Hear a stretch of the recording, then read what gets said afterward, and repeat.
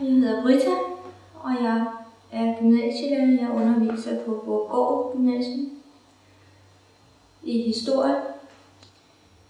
I alle de år, jeg har været lærer, så har det været mit motto, at for at forstå nutiden, så må man kende fortiden.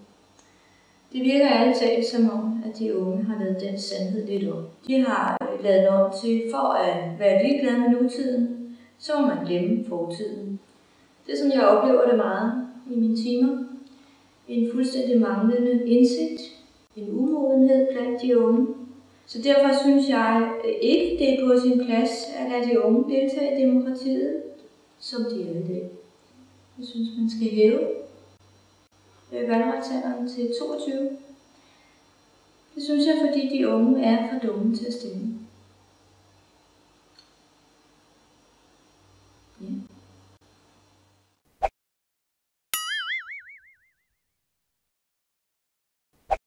Så kom ind og slut dig til vores fællesskab, altså på computer på internettet, og deltag i fornuftens stemme.